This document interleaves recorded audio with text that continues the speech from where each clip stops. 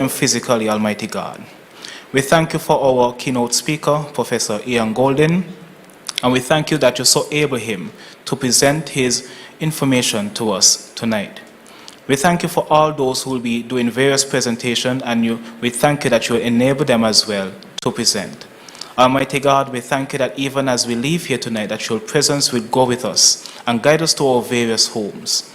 We thank you, we give you all glory, all praise, and we thank you again for your presence on tonight's proceedings. In Jesus' mighty name, amen.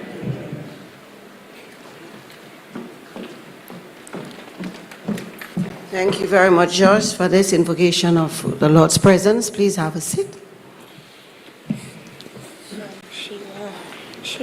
Governor General of St. Kitts and Nevis, Your Excellency, Dame Marcella Liebert, Deputy Prime, well, he's not here, Attorney General and Minister of Justice and Legal Affairs, the Honorable Senator Gaff Lucien Wilkin, Governor of the Eastern Caribbean Central Bank, Mr. Timothy N.J. Antoine and Lady Antoine, Chief Director of Policy, Eastern Caribbean Central Bank, Mrs. D. Tracy Polis, Financial Secretary, Ministry of Finance, and ECCB Board Member for St. Christopher and Nevis, Mrs. Hilary Hazel, our 25th Sir Arthur Lewis Memorial Lecturer, Professor Ian Golden, Permanent Secretaries and Senior Government Officials, members of the Diplomatic and Consular Corps, our special guest, not yet present, but former Deputy Governor, Sir Errol Allen, our special guest, Lady Linda Venner and Dr. Shani Venner, principals of Sir Arthur Lewis Community College, and the recipient this evening of the 25th Sir Arthur Lewis Memorial Book Award, Dr. Marjorie Jameson Charles, management and staff of the ECCB and affiliate institutions, members of the media, principals, teachers, and students of the schools in St. Kitts and Nevis, as well as all of the schools present online, to all of you here present and those of you virtual, ladies and gentlemen, good evening. It is indeed a pleasure to welcome you here at our 25th Sir Arthur Lewis Memorial Lecture, a lecture in honor of one of our first, and I think he was the first ECCU Nobel Laureate. It is for us another event of our 40th anniversary year of reflection, celebration, and implementation. And so, with not much further ado, I just want to welcome you, and I invite the ECCB Chorale, who, as we know, as for the 40th anniversary, has recorded the album, their first album. We invite you to download this album and to listen. And for this evening, we invite ECCB Chorale to lead us in a cultural piece. Thank you. Welcome, welcome, welcome.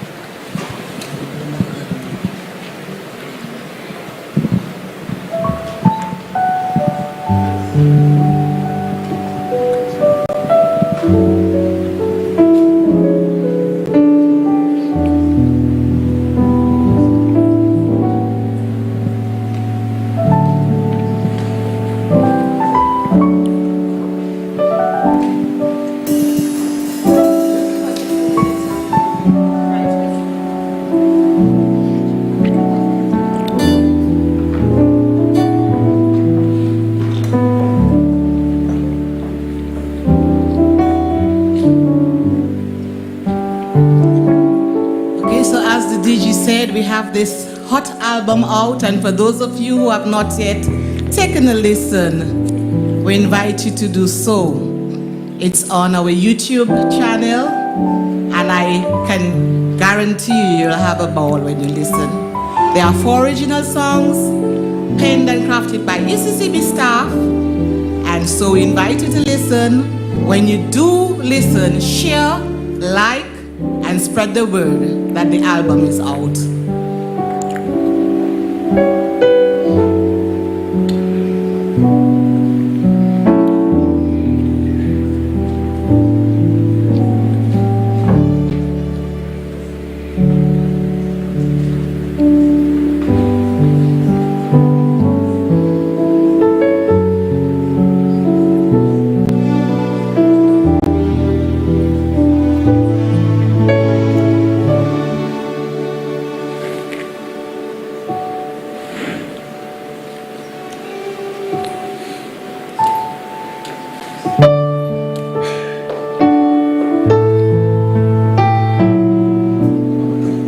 While we wait to resolve some of the technical difficulties, the Roots Gospel Band will lead us in a selection.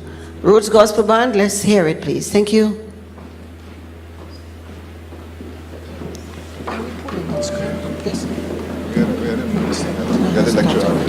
Okay. So we're going to, okay. We have the lecture. Yes, thanks.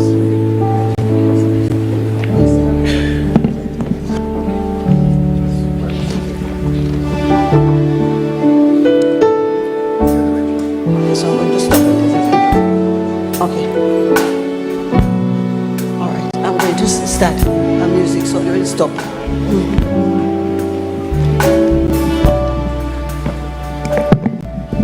We apologize for this, and so the ECCB Chorale will return at a later point in the program.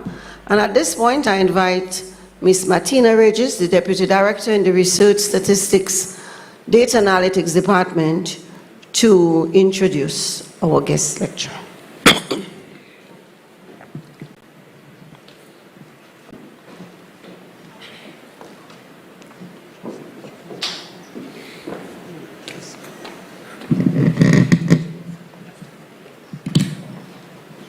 Thank you, Deputy Governor. Good evening, everyone. Please permit me to adopt the protocol as already established by the Mistress of Ceremonies. However, I take the opportunity to recognize Her Excellency, Dame Marcella Liburd, GCMG JP, Governor General of St. Christopher and Nevis. This evening, it is my pleasure and privilege to introduce our distinguished keynote speaker, Professor Ian Golden. Dr. Ian Golden is a professor of globalization and development at the University of Oxford and founding director of the Oxford Martin School. Professor Golden leads research groups on varying contemporary issues, including technological and economic change, the future of work, and the future of development. Professor Golden was previously World Bank Vice President and the group's Director of Policy, and served on the World Bank Executive and other key committees. Prior to that, he served as Chief Executive of the Development Bank of Southern Africa and the Economic Advisor of President Nelson Mandela. Professor Golden has served as an advisor to a wide range of businesses, governments, and international agencies. Professor Golden was recognized and knighted by the French government for his services to development. He has published over 60 journal articles and authored and co-authored several books, including Rescue from Global Crisis to a Better World, and Globalization for Development, Meeting New Challenges, to name just a few of his publications. He has also presented a number of BBC documentary series, including After the Crash, The Pandemic That Changed the World, and Will AI Kill Development?, in which he explores the impact of artificial intelligence on developing economies. Professor Golden is an acclaimed TED speaker and is chair of the Core Econ Initiative, and that is an initiative that is aimed at transforming the study of economics. Professor Golden has been aptly described as a scholar who brings fresh thinking to bear on the big looming issues of the future. Ladies and gentlemen, as you can see, Professor Golden's vast experience spans across academia, government, and the corporate world. And this evening, we have the privilege of engaging Professor Golden as he discusses deglobalization, implications and imperatives for emerging markets and small states. From this brief bio, we see that Professor Golden's impressive body of work on development is reminiscent and follows in the tradition of our Nobel laureate, Sir Arthur Lewis, whose path-breaking work contributed to the establishment of development economics. And so we are truly, truly honored to have Professor Golden as our keynote speaker this evening for this year's lecture. Professor Golden, we are very much looking forward to the lecture, as you have already piqued our interest in recent engagements on artificial intelligence and the productivity paradox, so we are definitely looking forward to it. And now, distinguished guests, ladies and gentlemen, would you please join me in welcoming our distinguished keynote speaker, Professor Ian Golden.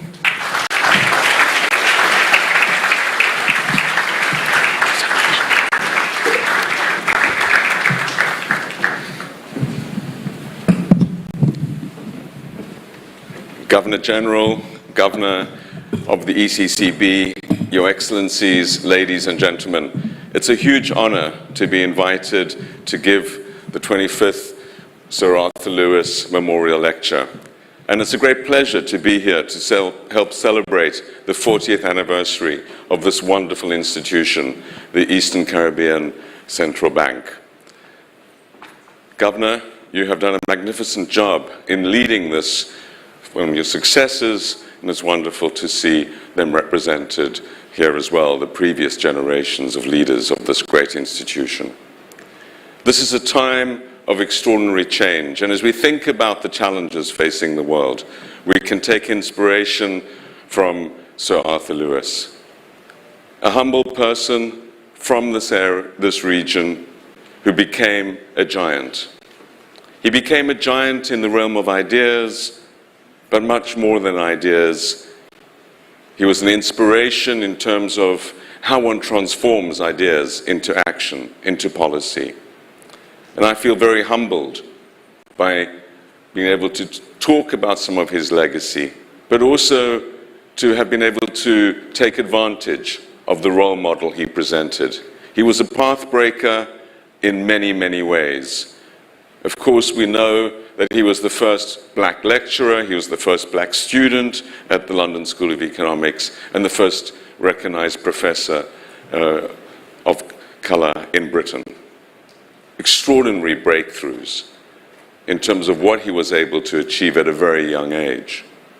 More than that, his breakthroughs intellectually, recognized in the Nobel Prize, recognized in his positions at Princeton and elsewhere, speak to his path-breaking ability to think in fresh ways, and more than that, to act in fresh ways. Advisor to the freshly independent government of Ghana, many other governments, and of course, the first president of the Caribbean Development Bank. I had the privilege of being the president of the Southern African Development Bank.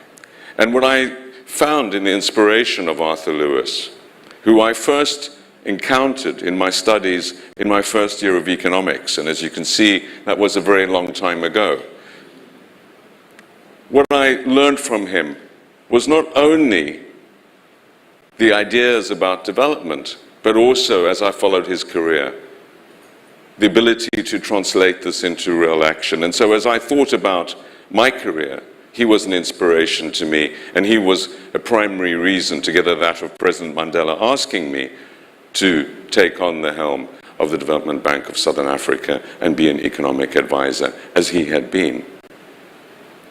The questions he posed are questions which are fundamental today as they were then. Why are some countries rich and why are some countries poor? Why are some people rich and some people poor? What is it in the toolbox of ideas that we have that can help us explain these most profound questions? He wanted a world free of poverty. He wanted a world in which people would be seen and be able to realize their capabilities. A world where everyone could realize their potential. And the ideas he developed from a very young age were all about that. He was not alone in this, but what was different about him was that he thought about it in a context of development, not of rich countries. Coming from this region and taking with him in his brain the need to satisfy that question. That question, of course, has not been resolved. We see in the world today still enormous inequalities between countries and between people. The questions he posed are as alive today as they were when he asked them and when he passed away in the early 90s. Many people have taken inspiration from him, sought to build on him. Of course, you can't be an academic with people not also engaging with you, challenging you, and he welcomed that. He found it at times rather humorous, the extent to which his ideas were challenged. But he welcomed it, and that's the nature of academic discourse. Always trying to improve, always trying to have better ideas. It's wonderful to see so many scholars here this evening who are at that stage of scholarly pursuit, which is so vital. And as we think forward to the period since he wrote, we have to ask ourselves the question, have things improved? Have we followed his advice? What influence has he had on the world of economics, on leaders around the world? And whereas his ideas were built on the notion that there would be a convergence, that poor countries would develop, that they would catch up with the rich countries, what we've seen, in fact, is huge divergence. Some countries have. But the Ghana he advised in the late 50s, at that time, was richer than Korea. Today, South Korea is 15 times richer than Ghana. And so the questions remain as pertinent and as challenging as they were then. I've been thinking about him a lot in recent years as well, in the context of what would he make of artificial intelligence, and how would he interpret what I see as a coming mass unemployment of people, and addressing that as a result of these technological revolutions that are happening at the moment, which will replace many jobs, repetitive jobs, rules-based jobs, jobs that don't require dexterity or empathy. That's what machines, artificial intelligence, robotics, automation, 3D printing excel at. And that creates, particularly for those countries that are still poor with very large and growing labor forces, a situation which is not dissimilar to the situation that he encountered in the early 1950s, of mass of people looking for work, for meaningful work, And that was the basis on which he built the foundations of his work. Now, the subject of tonight's talk is deglobalization and its impact and implications for developing countries, for emerging markets, and particularly for small island developing states. So let me reflect on that, still drawing on some of the ideas, I believe, that were at the heart of what Sir Arthur was writing about. Just about at the time when he passed away in the early 90s, the world experienced a tidal wave of globalization. A number of forces coming together which changed the nature of the world in permanent and fundamental ways. These included the end of the Soviet Union, the coming down of the Berlin Wall in November 1989. Now, the young people that are in the room and watching this might not remember those events. I was living in Paris at that time. I'm a South African, I was born in South Africa, and I was in exile because I'd been involved in the anti-apartheid struggle. I wasn't able to go back. And when the Berlin Wall came back down, I was working at the OECD, which is an organization, which is an economic think tank. I thought it was amazing, but I thought it was about Eastern Europe. And we started to work on Eastern Europe and the consequences of the end of the Cold War. Little did I appreciate that within 2 months, Nelson Mandela would be released from the prisons where he'd spent 27 years of his life, that he would come to Paris soon after, we would have dinner, he would ask me to go back when he became president to be his economic advisor and to run the Development Bank of Southern Africa, and that South Africa would be free, that I would be able to go back to the country of my birth. I didn't understand that these events that happened in Eastern Europe had a ripple effect around the world.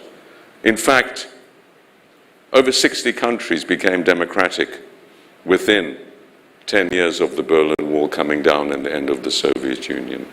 This was a fundamental element in a new phase of globalization, of connectivity, the integration of the world in ways that were simply not possible in that terrible period of the Cold War. But other things were happening too. China was opening up in dramatic new ways. Europe was uniting with the Maastricht Treaty. 27 countries removing their borders and controls between them to people movement, to capital movement, to goods and services moving between them. NAFTA in the Americas was integrating Canada, the US, and Mexico. The Uruguay round of trade negotiations was dramatically lowering trade barriers around the world. Capital account liberalization imposed by the international institutions was opening up capital markets. And of course, the development of the World Wide Web in 1990, creating an ideas space with the World Wide Web, which was totally different to everything that had gone before. And so, in this, flows across national borders increased in dramatic new ways. This dramatic increase in the flows across national borders led to this tidal wave of globalization. Now, globalization is a much abused word. Everyone has their own notion of what it means. For me, it means flows across national borders, whatever the flows are. Flows of trade, of things, flows of ideas, flows of investment, flows of digital on the World Wide Web, good and bad. And what we've seen in this period since 1990 about is a remarkable change in the world, which has integrated in ways which were simply impossible before then. This has been the best thing that has ever happened in the history of humanity. More people have escaped poverty more quickly than at any time in history. And remarkable changes, not least the changes that have democratized South Africa and ended apartheid, occurred in many, many places. Military dictatorships across Latin America and Africa and Eastern Europe fell. We've seen more people lifted out of poverty more quickly than ever in history. Life expectancy has improved more quickly than ever in history. Incomes have grown more quickly than ever in history. The spread of technologies like vaccinations, like technologies which enable you to lead longer, healthier lives. The spread of ideas of women's rights, of gender equality. These are all aspects of globalization. So if globalization is so great, why do so many people dislike it? And the answer is because while globalization has been the most positive thing that's happened, it is also terrifyingly dangerous. It is good, bad, and ugly. There are many bad sides of globalization, and those include what I call the butterfly defect of globalization. Some of you might be aware of the physicist Lorentz's observation that when a butterfly flaps its wings over the Amazon, it can cause a tornado over Texas. The idea of complex dynamic systems, entangled systems. And what globalization has done is entangled us in new ways. Everyone in the world now is now connected.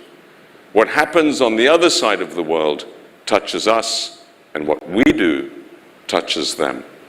Whether it's in the choice of fuel we use and our carbon footprint, whether it's what we put on social media, whether it's what we consume in the clothes we wear, or the cars we buy, or the products we use, or what we produce and export, we are entangled in new ways. We're in a complex, dynamic system. And because globalization has been so successful at increasing people's incomes, people are consuming more and more. More people have escaped energy poverty. More people have more things, and they come from more places. And that is entangling us. And of course, in this process, as more and more people are leading longer lives, we've seen the world's population grow by about 2 billion over this period of time. More people, more consumption, more entanglement. Now, if you believe in the random distribution of exceptional talent, which I do, there's a lot more geniuses out there, a lot more exceptional people. The Einsteins, the Arthur Lewises, the Shakespeares, the Mozarts, the people who change our ideas, there are more of them in the world, emerging from the new streets of the Caribbean, Soweto, Shanghai, Sao Paulo, and elsewhere. But it's not individuals only that change the world. It's people sparking off each other. It's people learning from each other in teams, in laboratories, in classrooms, in banks like the ECCB. And that is happening at a much bigger scale.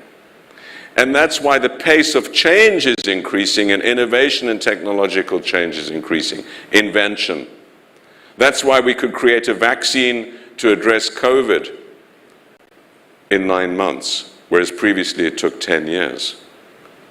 That's why I'm optimistic that we will, out of this new generation of technology, have new cures for cancer.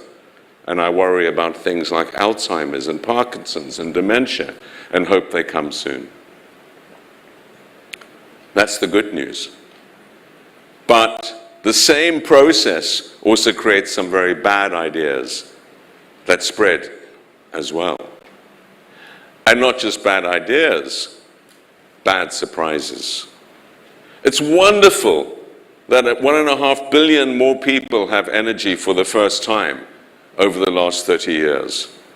But what that means is that climate change has accelerated dramatically and created a very, very, very difficult problem. Because we know the rich countries have caused the problem. They've pushed most of the fossil fuel and greenhouse gases up in the atmosphere.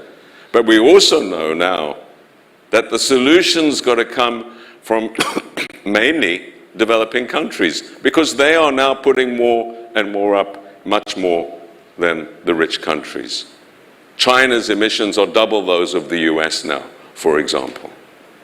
A very complicated ethical, political, economic, and development challenge, but caused out of a good aspect of globalization, which is allowing people to have air conditioning, lights, power, computers, etc. There are many other good things that lead to bad things. It's wonderful that over 1 billion people in the world now have access for the first time to antibiotics, antimicrobials. But because so many people are using these drugs, resistance to them is growing, and it could well be that none of them will be effective in the coming years because of this drug resistance that's developing. So one problem of globalization is that success can lead to failure, as we see in climate change, as we see in drug resistance. We have to remove our ideas about being individuals that make choices independently to understanding that whatever we do has a collective global impact. Another challenge associated with globalization is that this entanglement, this increased flow of virtually everything across borders, is totally disconnected from politics. The political system we have is stuck in a Westphalian, pre-Second World War to a large extent, or immediate post-Second World War structure. And so while everything that we do impacts on others increasingly, the political system is increasingly unfit for 21st century purpose. The things that will touch our lives will come from elsewhere. The things that will dramatically change our future prospects are likely to happen somewhere else, but we have no control over them. And that disconnect, which is widening by the minute, between what we can control and what's going to shape our future, and our inability to manage at the global level, is at the heart of many of the problems of deglobalization. What we've seen is the abysmal failure of the global governance system to address 21st century challenges. It is unfit for purpose. I love the United Nations. The Charter of the United Nations, we the people, is something I subscribe to, but I wouldn't want to rely on it to solve my problems. If I was in Gaza today, in Ukraine today, or to stop urgently enough the challenges that all countries, but particularly small island development states, will face with climate change. It is operating at best at evolutionary speed when the problems are much more dramatic. This is true also of the international financial system, the World Bank, the IMF, and other institutions, which are basically super tankers that were built after the Second World War that don't reflect the new power politics of the world or the new needs of the world. And changing them is very, very, very difficult for all sorts of reasons. So we're stuck with a governance system which is essentially national and an integrated, complex dynamic world. The first great manifestation of the underbelly of globalization, for me, was the global financial crisis of 2008-9.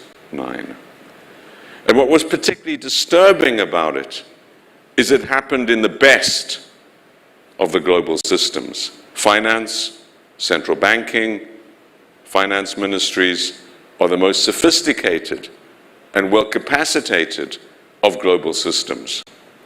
They have the best people, they pay reasonably, they attract the best talent, they're very joined up. The big central bankers play golf once a year, Jackson Hole together. They have each other's mobile phone numbers. This is a joined up system of technocrats with a very simple mission: financial stability. I was head of policy at the World Bank and vice president of the World Bank in the run-up to the financial crisis. None of us saw it coming. 10,000 PhDs from around the world in economics didn't see it coming.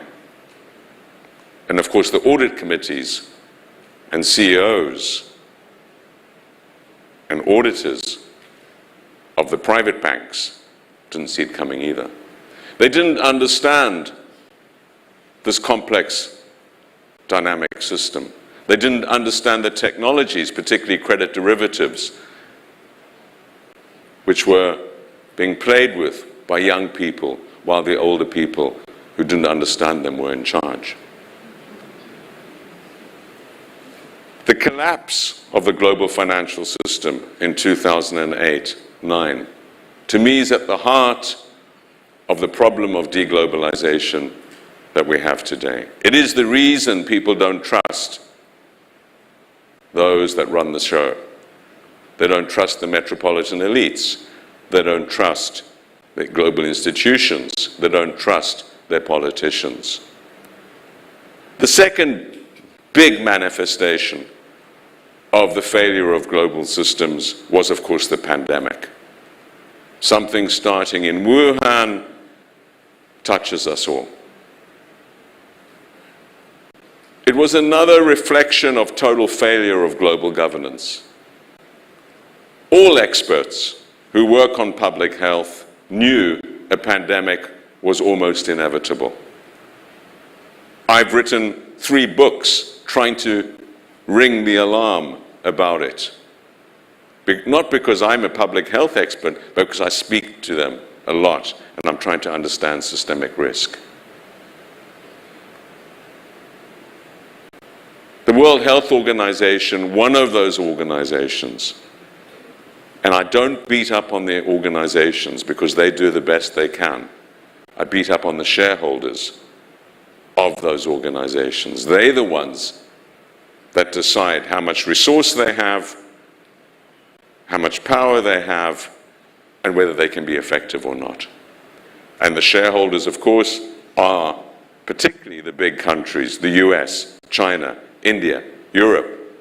These are the people that decide the effectiveness or otherwise of global institutions.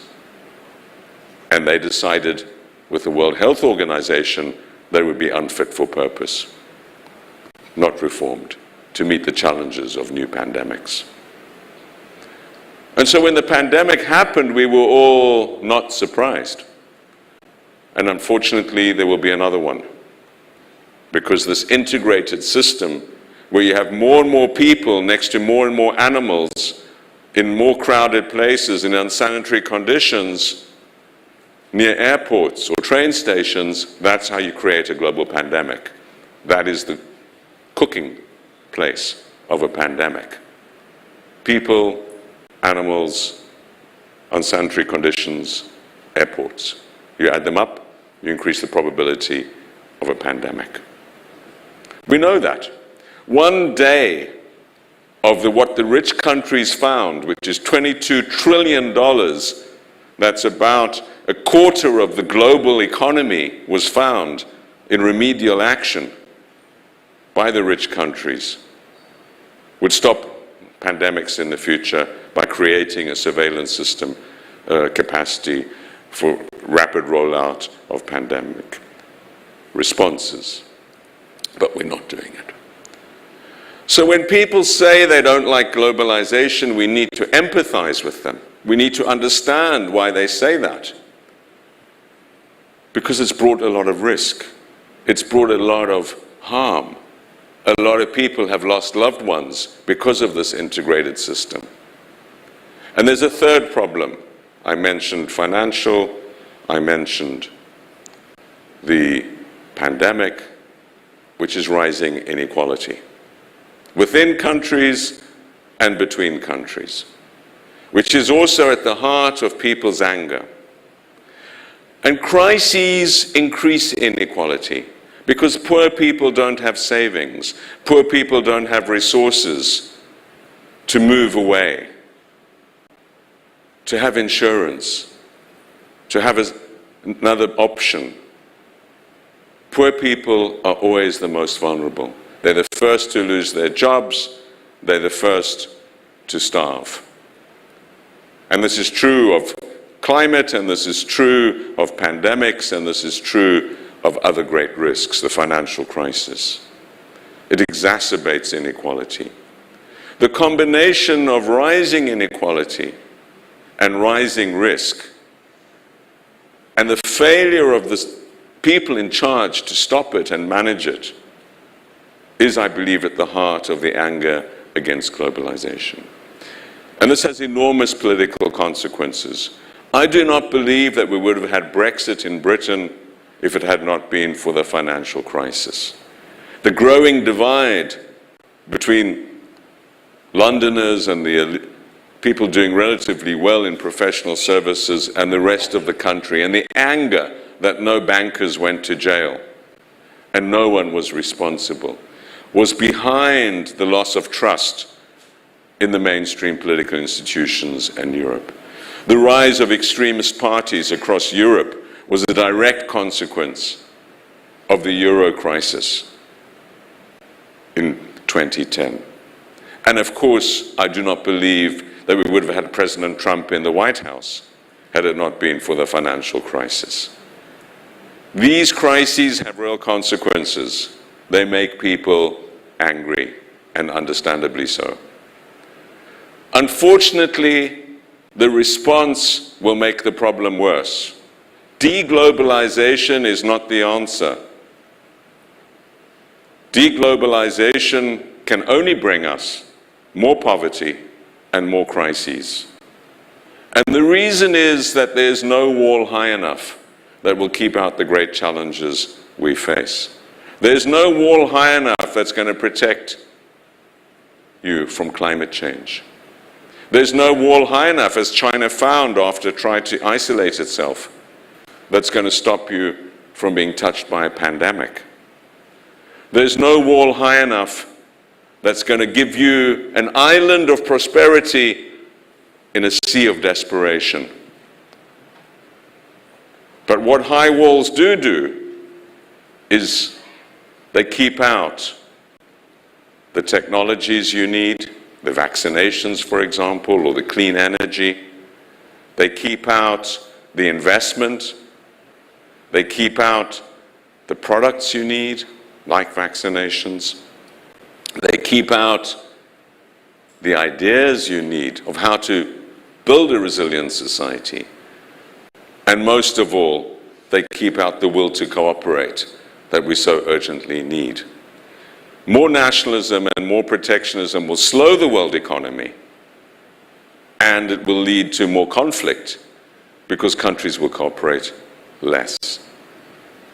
The thing that worries me most at the moment is rising tensions between the US and China, because there's no global problem that will not require those two actors, along with some others, but those two actors to be in the room. Whether it's stopping the next pandemic, stopping the next financial crisis, slowing climate change, or whatever it is, those two need to be in the room.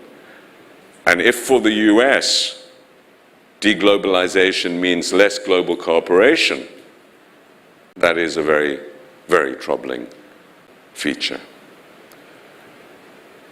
When we think about this landscape, I am not suggesting that every country in the world has the same responsibility and role to play.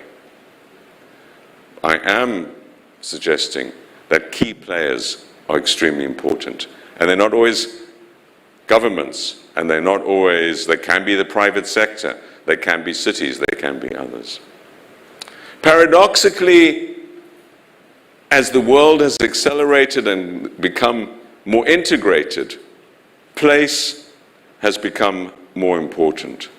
Some of you might have read the books of the early period of globalization, like Tom Friedman's book, The World is Flat, or Francis Cairncross' book, The Death of Distance, which suggested that the development of the World Wide Web and globalization would spread opportunity everywhere. Those are what those titles were about. In fact, what we've seen is the concentration of wealth in fewer places and particularly in dynamic cities. And this will accelerate with artificial intelligence and the new knowledge economy, because the things that used to determine the success of cities, like being near a mine or being near a cotton ginnery and water and all of that, the Industrial Revolution and beyond, is now irrelevant. Now it's, can you attract the best talent? Can you attract investors? Can you attract people to your city or your island?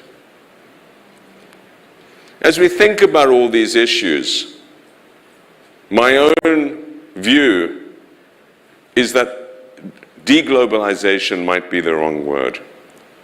It's rather a rapid transformation of globalization. In fact, if you look at the actual flows, they increasingly are regional, regionalization, and the transformation of many global flows. This is not an unnatural process as countries get richer. The European Union, for example, has 70–80% of flows within the European Union. Asia was 40% in 1990. It's now growing to about 70% of flows within the region. And of course, in the Americas, we will see a similar sort of phenomena, including the Caribbean. Does this matter? It matters if it's behind a wall of nationalism and protectionism. If it's happening naturally, I don't think it is that significant. And we should expect trade as a share of global GDP to decline over time. Because as people get richer, they don't consume more and more and more things. They consume more and more services and increasingly intangible and psychological services. You don't buy more and more fridges and more cars and more shoes, or most people don't. You buy better quality, the intellectual property in them, the design in them. That's what you're interested in. The label, the logo, what it says about you. In fact, you might even consume less. You know, you start believing in diets as you get richer. In that world, as people get richer, we should expect trade of physical products to become a smaller share of global GDP. But what we should also expect more and more what economists call non-tradables. The services that you have to consume by being where you are. We go from a world of manufacturing to massages. The quality of the food. You want a gym. You want to use it. That sort of experience. You can't do this remotely. You can't exercise remotely. You can't eat a good meal remotely. You can't have a massage remotely. It needs to be where you are. And these non-tradables become a bigger share of our spending as we get wealthier. So we shouldn't look at the trade numbers and say deglobalization. In many ways, we can look at them and say that's the success of globalization. But when we see trade frictions leading to lower trade, we should worry. Now, China, of course, is a very sophisticated economy, and so it's benefiting in some respects from this. It's one of the biggest investors in Mexico, for example, at the moment. Asia, increasingly the global center of economic gravity. And, of course, of population. China, 1.4 billion. India, 1.4 billion. Africa, the biggest question. The questions Arthur Lewis asked about Africa remain as pertinent today. And the reason is because whereas virtually everywhere else in the world population is stabilizing, fertility is declining, it's below replacement level in most other countries in the world, African countries are still very young populations with very high fertility rates.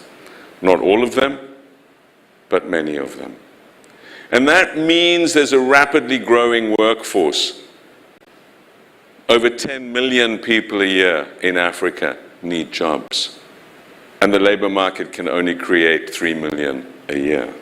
That disconnect is going to get worse with artificial intelligence, because the lower rungs and middle rungs of the development ladder that allowed Asia to develop, which is repetitive tasks in manufacturing, in services like call centers, like back offices in Bangalore, that's gone. And so a big question is, where are the jobs of the future, which are low-skilled or semi-skilled in the international supply chains? And the answer is they're unlikely to be there, because this will be automated and robotized. Now, what does this all mean for the SIDS and for the Caribbean, for these wonderful islands of St. Kitts and Nevis and the other members of the ECCB? My own view is that there are some particularly difficult challenges, but there are also some great opportunities on this. The challenges are that, of course, by definition, small island states are very, very small in the global play, in population, in the capacity to play, in terms of the number of people. You know, when trade negotiations happen at the World Trade Organization, the US will send 100 delegates with teams of lawyers, and small island states might have one person. It's an unfair game in that. And the same is true in climate, the same is true in others. These countries are extremely vulnerable because they're small, open, narrow economies typically. They rely on a small number of goods and services. Tourism is very significant. Investment is very significant. And as you saw in the pandemic, this can be very rapidly turned off. They are also extremely vulnerable to shocks of all types. Economic shocks, war in Ukraine, because they import a lot as a share of their economy. Oil price shocks, food price shocks really matter more than to most other countries in terms of the impact. So the vulnerability index of small island states is much higher than for equivalent income other states. In the case of low-income small island states, it tends to be a third to a half higher in terms of vulnerability indices. And for the richer small island states, it's about 75%, three-quarters higher than for equivalent income of other states. Very vulnerable.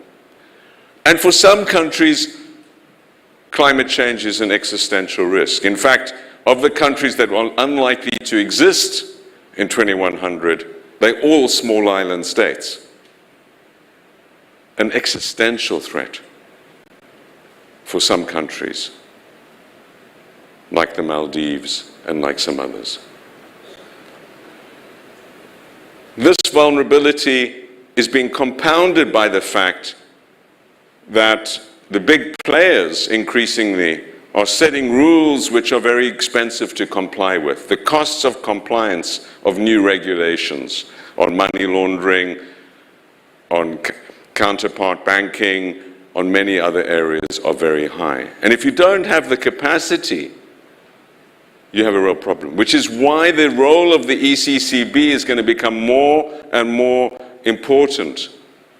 Having that skill on behalf of a group of countries to play in that and negotiate with that and convince your counterparts that you're doing what's necessary on, for example, the transparency around money laundering, etc. Governance and the rules become more and more important. But compliance is going to increase, and so too will the needs of technical expertise. But in a world of artificial intelligence, unique experiences and creativity will count for more and more. And your small population sizes and your ability to give people a unique experience based on what you are, based particularly in the Caribbean on your absolutely incredible experience that people have, which is different, in my view is going to be a huge source of future generation of incomes and of prosperity. Remember that there are 2 billion more middle-class people in the world over the last 30 years since globalization started, and the growth of this new middle class is enormous. By that I mean people who have discretionary income, who can have some tourism and travel, who can go places, who can learn about places. I see the prospects for unique experiences, for tourism, for travel, as growing extremely rapidly.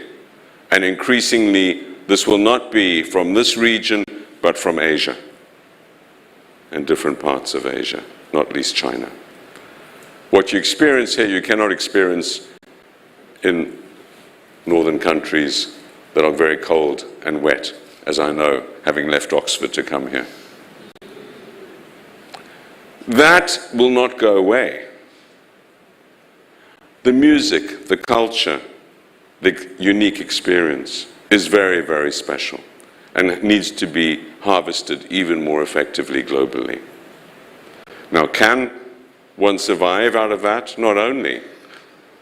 One needs a diversified economy. But there are many other avenues for diversification as well, for employment creation. Most important is to keep your talent here. Because you have such a small talent pool relative to the rest of the world, trying to retain, attract, bring back talent is important. And that means giving people the amenities and the prospects that they want in life. But it also means attracting talented people from elsewhere. In a world of nomads who can work anywhere, how many will want to be on small islands in the Caribbean and elsewhere? And I suggest many. High income, ability to pay, ability to create other jobs. For every high income job, there's something like 3 to 5 other jobs created. And of course, those need to be decently paid, and those need to give people prospects of the future. So we live in a very turbulent world. This will be the slowest evening you know for the rest of your lives.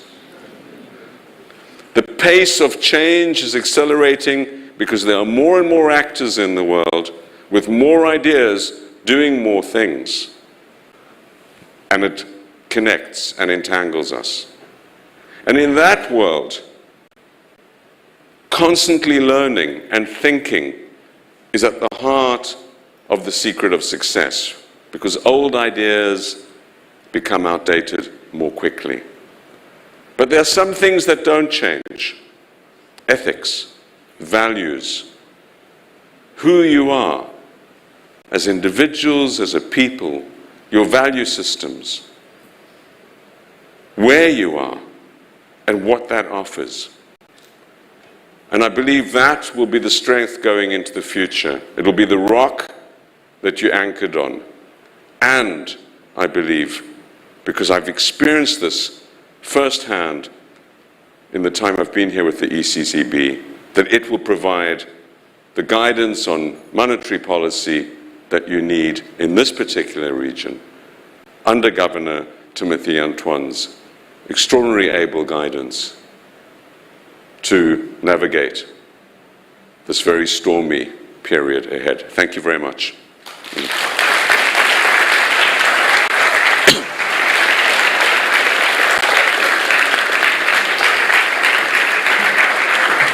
Thank you very much, very much. We need another round of applause because that was truly, truly amazing.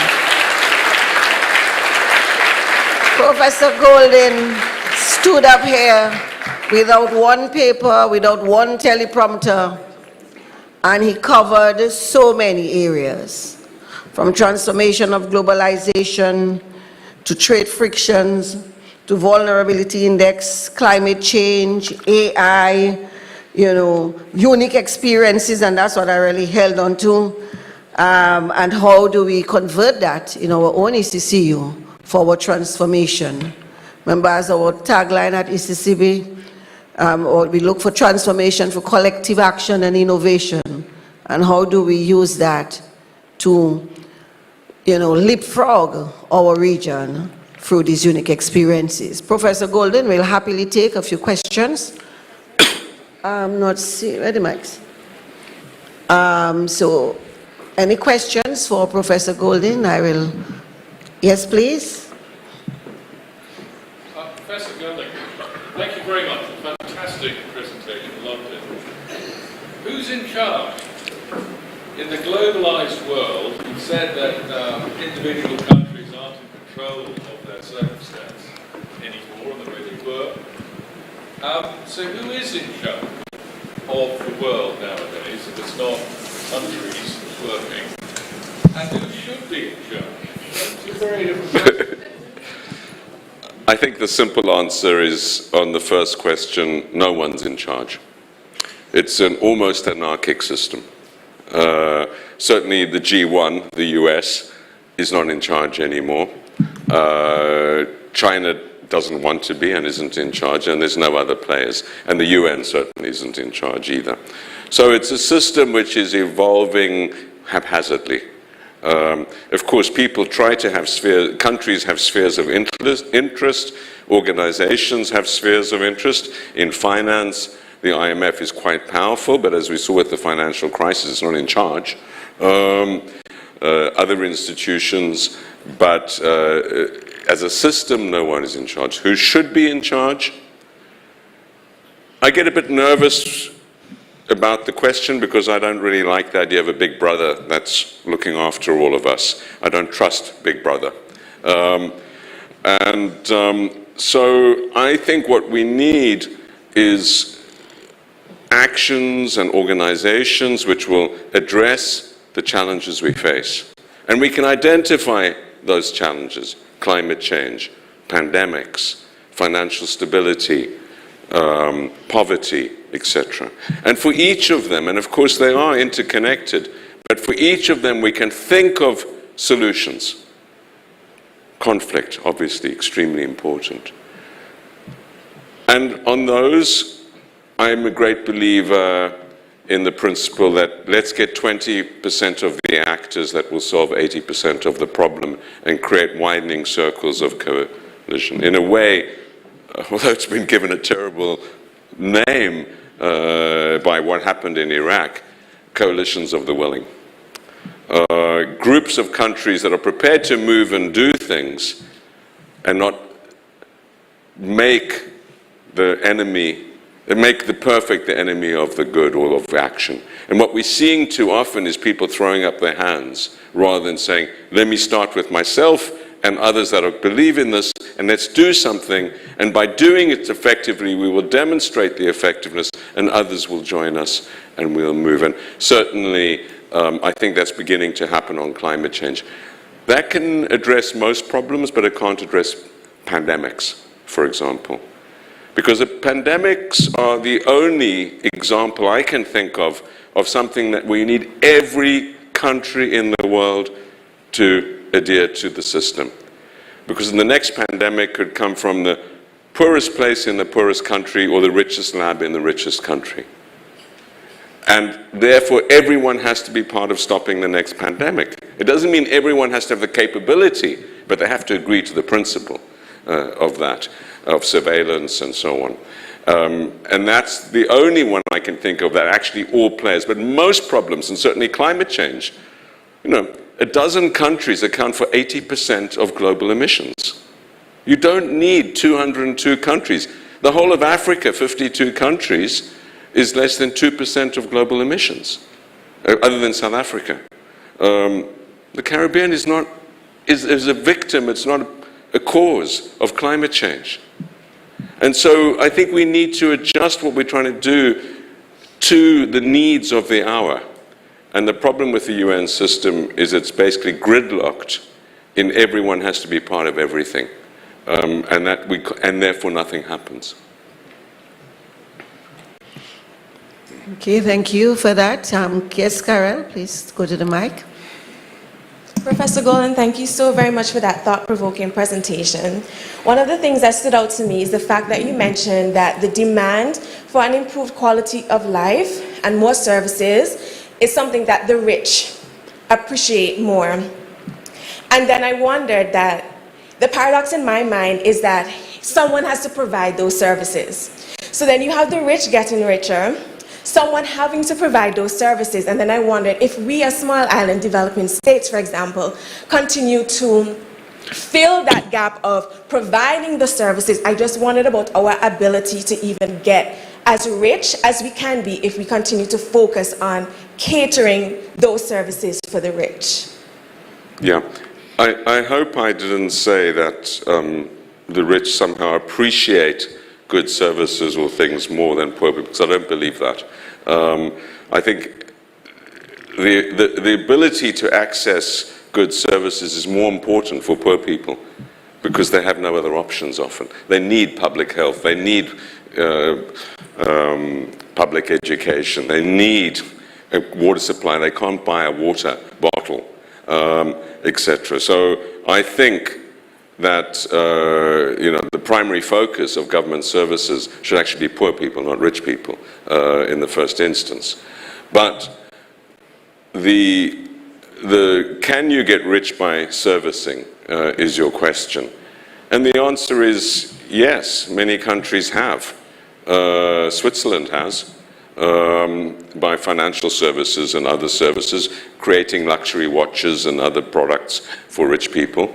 And they're very rich themselves. Luxembourg's another example. There's some island states which have got very rich by providing certain services for rich people. So I don't think services for rich people means you can't get rich, that you'll always be servicing them. And this was something, by the way, that's very much in the spirit of Arthur Lewis in terms of, the question is, where is the capital generated reinvested? And that was the central question that he was addressing, is about what happens to the profit, basically. Is it simply to make rich people even richer and taken offshore? And by the way, I failed to say that, but another problem of globalization is the race to the bottom in taxation, tax havens, etc. And what the failure of governments to be able to tax has been accentuated by globalization. The current processes that are happening in the UN and the OECD are trying to remedy that, but I don't think they're going to succeed fast enough or in a big enough way. So the key question, which is Arthur Lewis's question, is, can you generate a surplus that you reinvest for society as a whole? Where does the money go? Does it go into infrastructure, health, education, to help people escape poverty? Or is it going simply to enrich the rich? That's a political decision. Okay, thank you for that. Any other questions? No? Well, if there's none, I will have one. I have one myself that I will pose.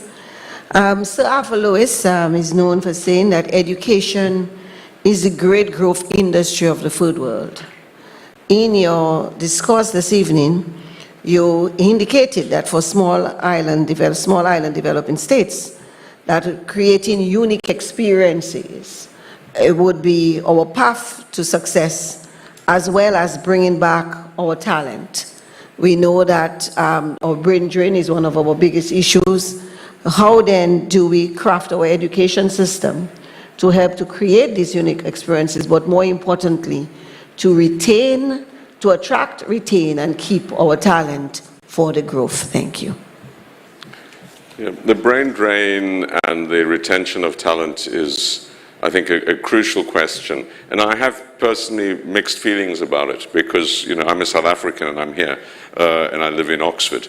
So I'm not one to preach about not being in one's home country. I think the question is what you put back into your country. And that can happen in different ways. Diasporas are an extraordinarily important source of investment, of ideas, of support and remittances for many countries, of course, especially, in fact, small island developing states, are very, very high share of GDP. Many people survive or educate their kids and do other investments on the basis of money received from compatriots abroad, family members and others. So the question is, can we enhance that? Can we reduce the cost of remittances? Can we increase the investment flows from the diaspora? Can we increase the pollination of the ideas of the innovators abroad with people at home? Can we use them as our ambassadors, unpaid, abroad? Can we bring some of them back? And it doesn't have to be permanently. I went back to South Africa for 5 years and then I left again.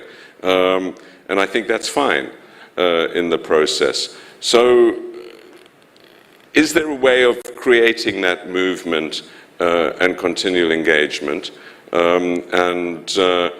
To me, that's very much at the heart of it. I don't believe in forcing people to stay anywhere in the world. Now, medics, if taxpayers are paying for the education of someone, then I think the taxpayers have the right that that person gives something back. In other words, I don't think you can pay for someone to be educated and they leave when they graduate. I think that's a very bad idea. But after some deal with them, they should be free to move. And the question is then, how do they continually give back? Okay, thank you very much. Governor has a question. Thank you, Deputy Governor. Greetings to everyone across the Currency Union. Thank you, Professor Golden, for a golden lecture. Thoroughly enjoyed it. 2 quick questions, I'll be brief.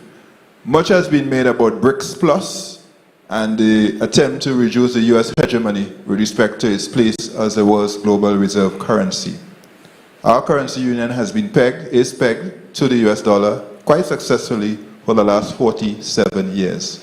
What are your views on this notion of our pegging and the prospects of the US losing its hegemony as the world's global reserve currency? That's question 1. Question 2, we have many students in the room.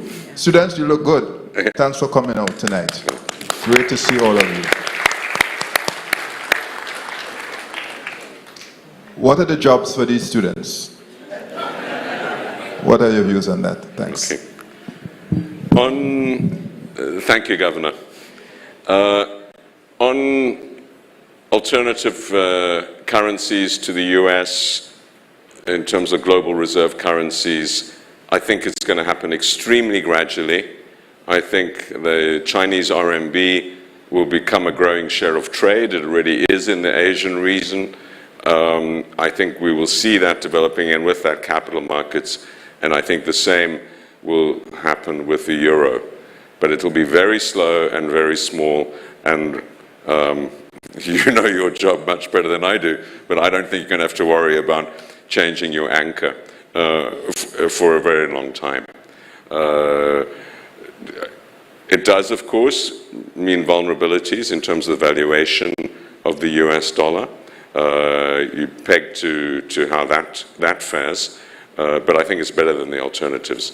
I think the BRICS was an acronym in search of a real political significance.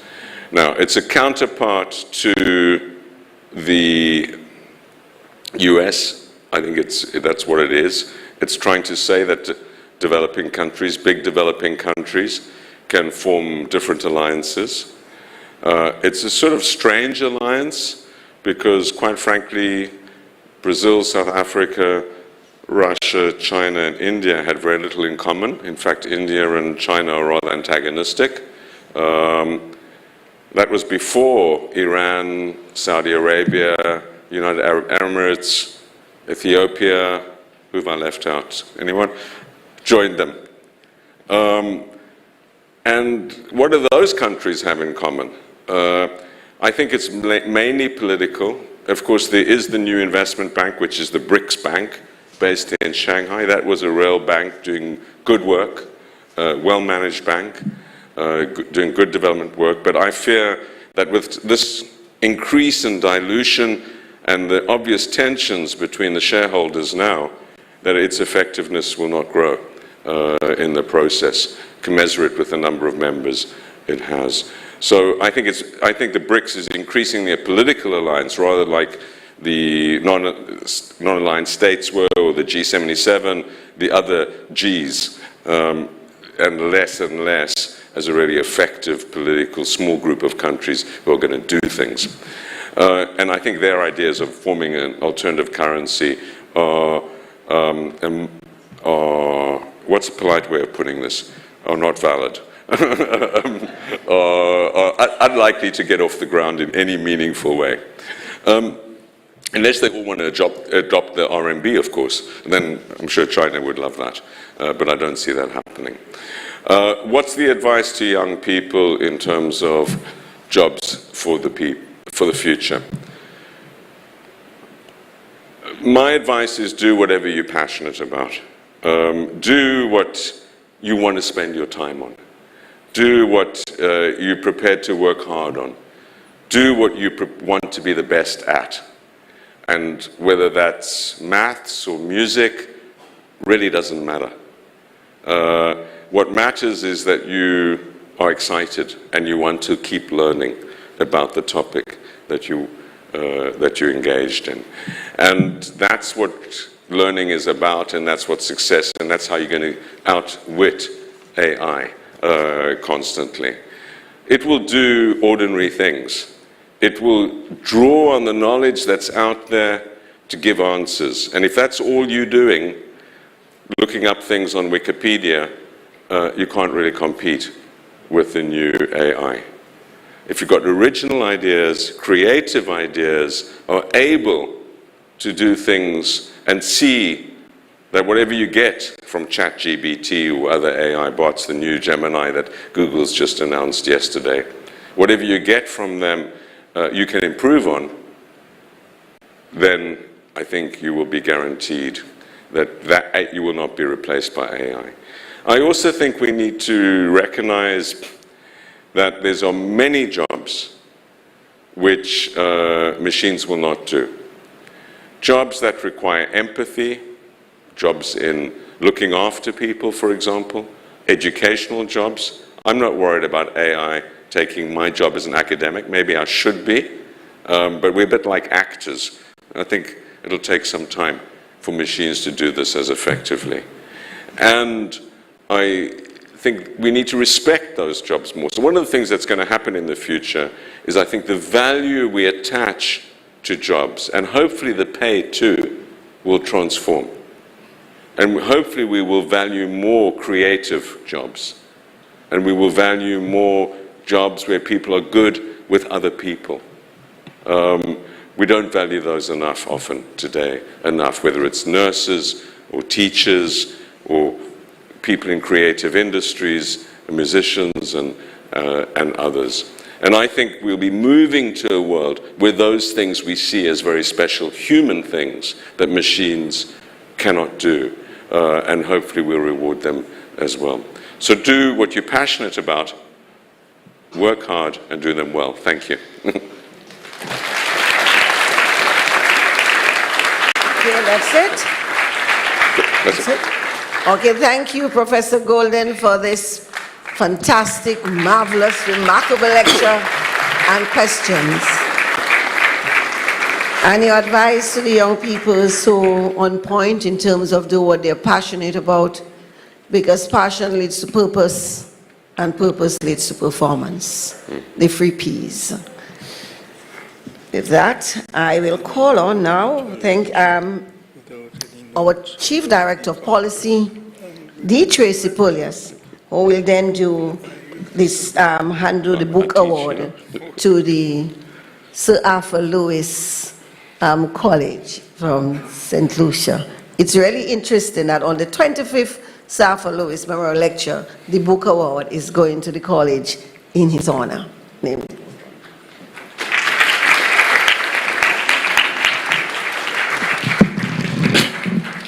Thank you, DG. Good evening, everyone.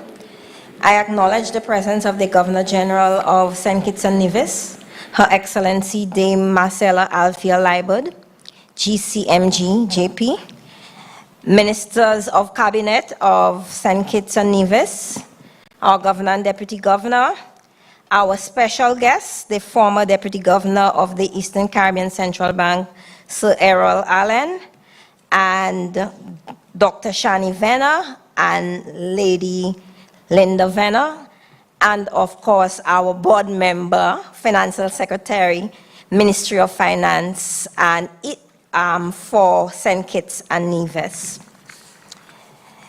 It gives me great pleasure to present the 15th annual Sir Arthur Lewis Memorial Book Award to my alma mater, the Sir Arthur Lewis Community College, based in St. Lucia.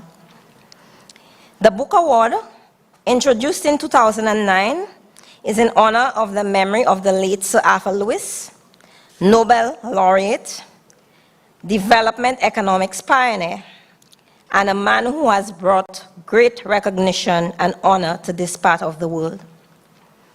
A big part of the bank's public education and community outreach efforts is to impart knowledge to the residents and citizens of the currency union, and so the academic advancement of our youth is of utmost importance.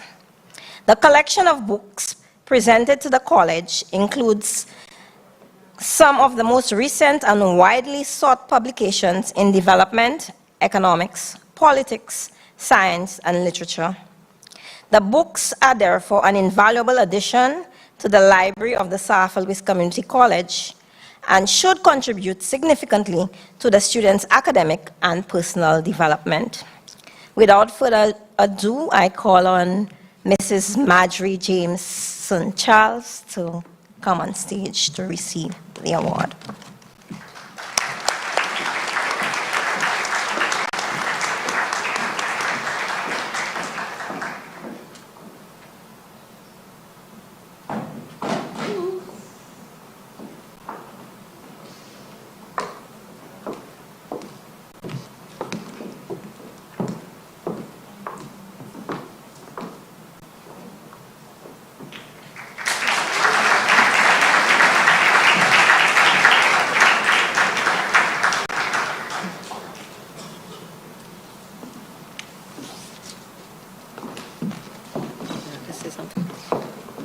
Give a response? Yes, let's allow Dr. Charles. Good evening, everyone. Good evening, ladies and gentlemen. I want to thank the ECCB for this generous contribution to Sir Arthur Lewis Community College. And as Tracy said, I know these books are going to be very, very useful to our students, and also I'm sure that the staff will appreciate it, and especially our librarian, who was instrumental in choosing the books that are here today. So thank you very much, everyone. And on behalf of Sir Arthur Lewis Community College again, I would like to thank everybody.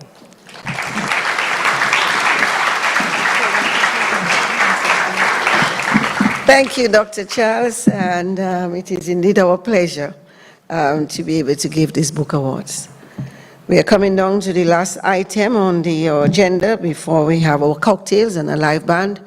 And before I invite Governor to give the closing remarks, I just wanted to just stop for a little minute and on one of our directors, who I know would be present here this evening, were it not for the events of a few weeks ago and the funeral today of her husband. So our director, Teresa Smith, lost her husband, Clive Smith, a teacher at Washington Archibald Secondary School, and the school is represented here tonight, but also a former employee at Eastern Caribbean Central Bank. And so, Teresa, we just want you to continue to know that we keep you in prayer, we keep you in our hearts, and we just continue to pray for you, Joel, and the family as you go through this time. We are here for you. And folks, it's just another little reminder for us to appreciate life, to appreciate the people that we have in our lives, and just the blessings that we have. Governor Timothy and J. Antoine, it is with great pleasure I call you to the stage to give the closing remarks at the 25th Sir Arthur Lewis Memorial Lecture.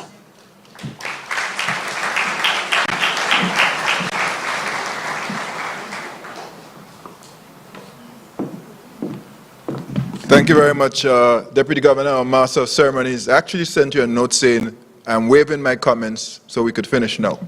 Because I really wanted, in fact, what I tried to do was to give us a little more Q&A time so that we could enjoy the presence of Professor Golden. Professor, thank you so much for an intriguing and stimulating lecture this evening. Let's give him another round of applause.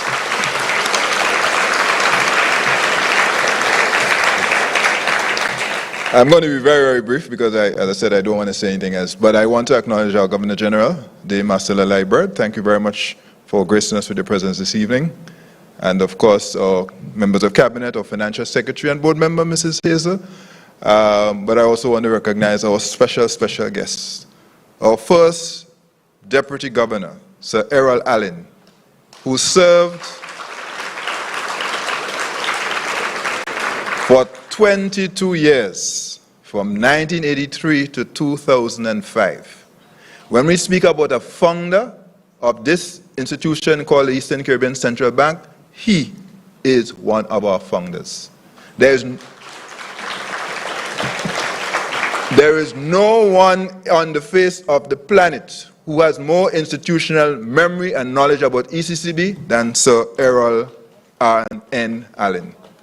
Let's give him a round of applause. And so I don't want to say anything more, Sarah, but we appreciate all that you have done for this institution. We cannot celebrate 40 years and not have you come and join the party, as it were. You have big shares in this enterprise called ECCB. Sir, we truly appreciate all you've done for this bank and this region. Thank you very much.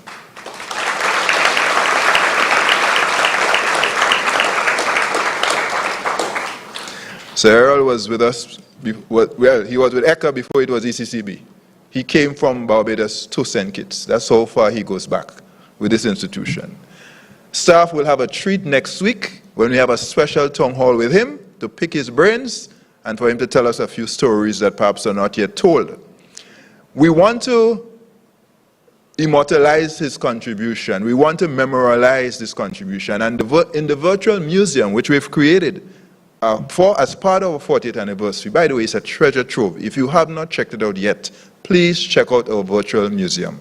It's a wonderful, wonderful tool.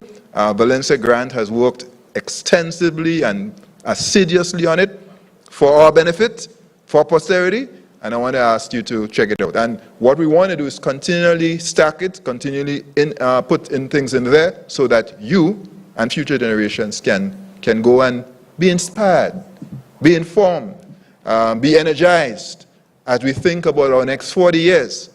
And as we try to answer the question that we have posed all year, what will it take to double the size of our economies over the next, say, 10 years?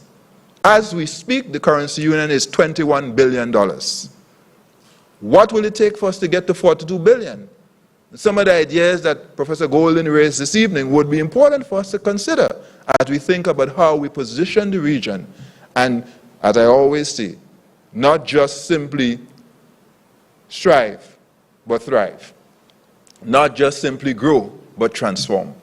So I want to recognize again and thank Sir Errol Allen for his contribution, enormous contribution to our bank. We stand on his shoulders. I also want to recognize in our midst this evening, Lady Linda Venner.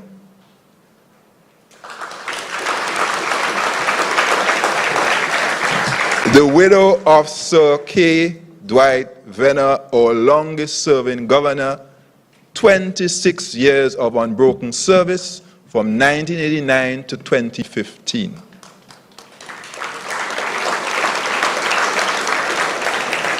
And her daughter, his daughter, Dr. Shani Venner. Families pay an enormous price to support leaders who serve us, be it our bank or our region. Lady Venner is an unsung hero to have sacrificed, shared her husband with this bank and our institution for 26 long years. That must never be taken for granted or forgotten. Never. So Lady Venner,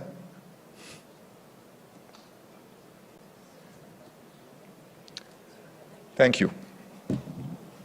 I got a little emotional there.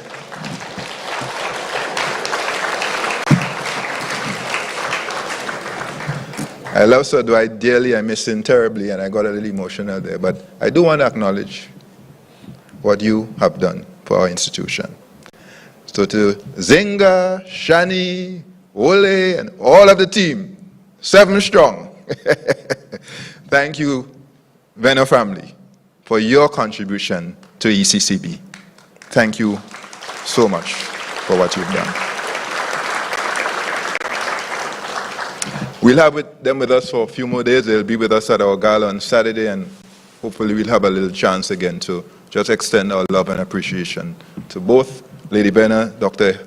Venner, and also, of course, Sir Errol. We'll have a couple other special guests, but we'll see when you get there. So I'll say no more on that. Before I sit, I want to acknowledge justices in the House. We have Justice Tamara Gill. Thank you very much, Justice Gill, for joining us this evening. We have Justice Morley. Thank you very much, sir, for joining us this evening. This gentleman who asked the first question, for those of you who do not know him. And we have Justice Patrick Thompson, somewhere. Oh, there he is, and his wife. Thank you. Thank you, Justice Thompson. The judiciary is here? The full judiciary on the...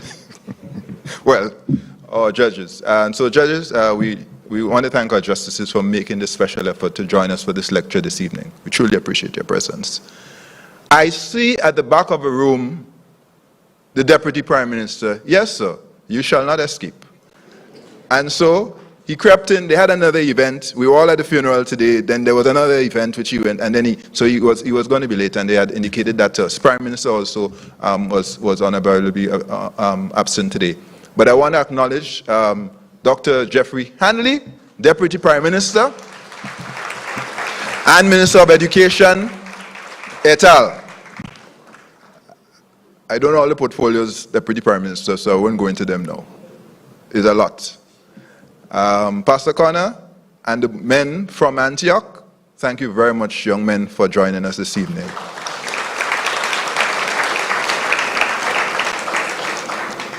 That's what happens when you give me a mic. I'm supposed to give closing remarks, but I'm all over the place. So let me just end by saying it's great to see all of you. Thank you for making this special effort to be here this evening. For those who've joined us online via the live stream across the Currency Union and around the world, it's been a pleasure also to have you on board. After 3 years, we are delighted to have been back tonight with the Sir Arthur Lewis Memorial Lecture, and I think you will all agree with me, it was well worth the wait. Well worth the wait. And so you can expect us to be back on the normal schedule next year, God willing. And again, it is our expectation that we will have great lecturers, high quality, high caliber, and that we will bring it to you via live stream. So whether you're in St. Kitts and Nevis or wherever you are in the Currency Union, you will be included. So that's something you should look forward to. And with that, I will leave it right there. Thank you very much. And as I always say, and I close with this, it's a bit of a mantra for me around here. As a region, we cannot change our history, nor can we change our geography. But we can and must elevate our development trajectory through innovation and collective action. Let's do it together. Thank you. God bless you all.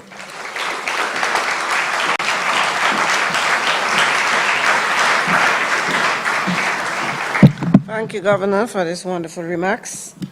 And indeed, as we say, we stand on the shoulders of Sir Errol Allen, Governor Venner, and our second Deputy Governor, Trevor Brathwaite.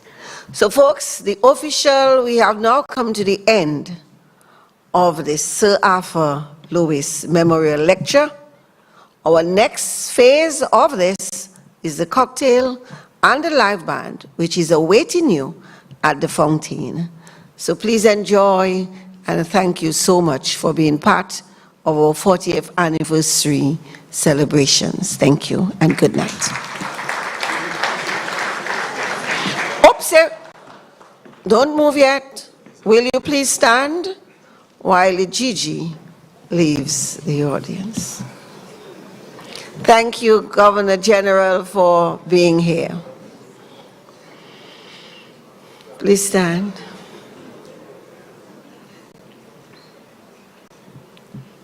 Did you forget that? Eh?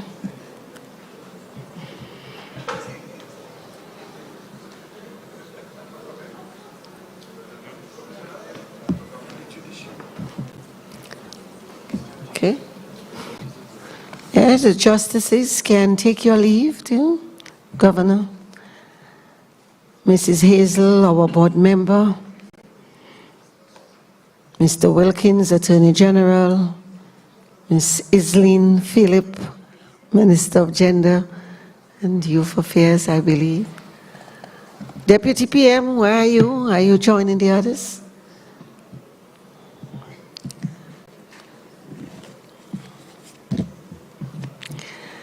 And we may now all take our leave and participate in the cocktail and the live band. You're allowed to dance, so please feel free to put on your dancing feet and move to the music.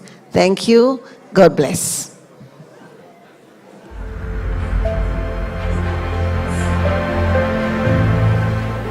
It is clear to any casual observer that Sir Arthur Lewis means a lot to the Eastern Caribbean Central Bank. His face graces the EC $100 bill and has since 1993. When the ECCB issued a new series of currency notes in October to coincide with its 10th anniversary. 30 years ago, for the first time in the Eastern Caribbean, the new $100 note featured the portrait of an eminent personality from the region, the late Sir Arthur Lewis. The next year, when the new headquarters of the Eastern Caribbean Central Bank officially opened on Saturday, October 29, 1994, a bust of the late Sir Arthur Lewis was unveiled. The bust is located on the first floor of the Honorable Sir K. Dwight Venner Building. 2 years later, the ECCB introduced its Sir Arthur Lewis Memorial Lecture. ECCB's inaugural Sir Arthur Lewis Memorial Lecture was held on the 14th of November 1996 at the National Insurance Scheme Conference Center in Castries, St. Lucia. Professor Ralston Milton Rex Nettleford, Caribbean intellectual and cultural giant, was a keynote speaker at this event. The ECCB has held the Sir Arthur Lewis Memorial Lecture every year since 1996 up to 2019, and it will resume with the 25th edition of the lecture on Thursday, December 7th, 2023. So who was Sir Arthur Lewis? He was born in the Caribbean island of St. Lucia on January 23, 1915, to parents who had immigrated from the island of Antigua about a dozen years before. Those who know his life and legacy will simply describe Sir Arthur Lewis as the first. He was the first black student at the London School of Economics, where he graduated with first-class honors. The first black teacher at the London School of Economics, where he also attained a PhD in industrial economics. The first black faculty member and Britain's first black professor while at the University of Manchester, where he stayed until 1957.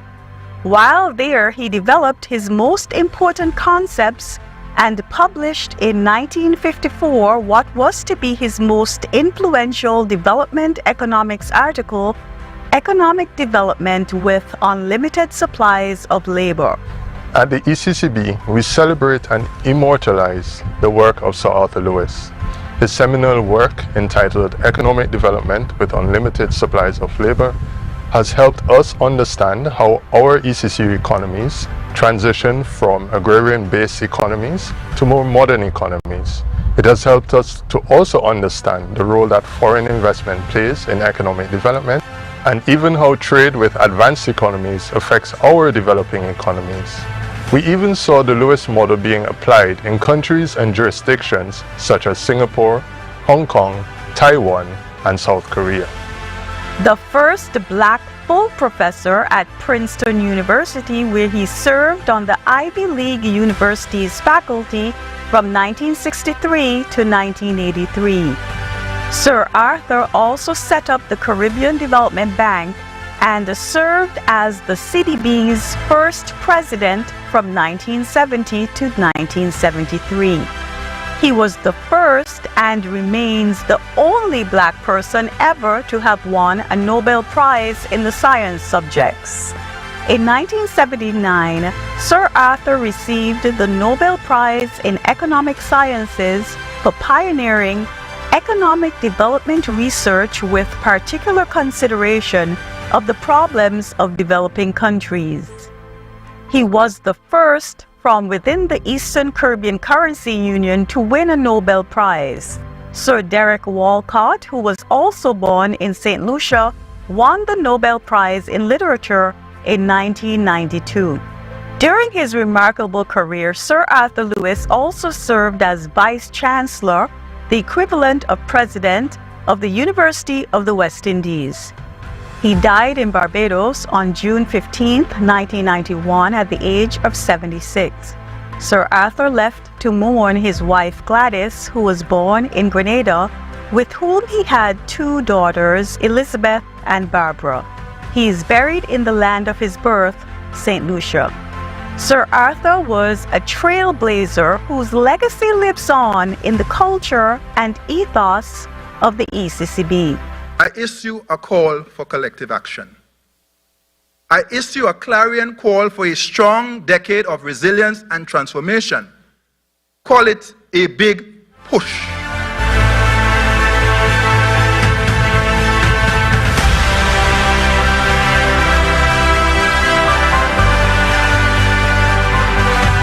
Today, we take the opportunity to honor the life, legacy, and intellectual prowess of Sir William Arthur Lewis.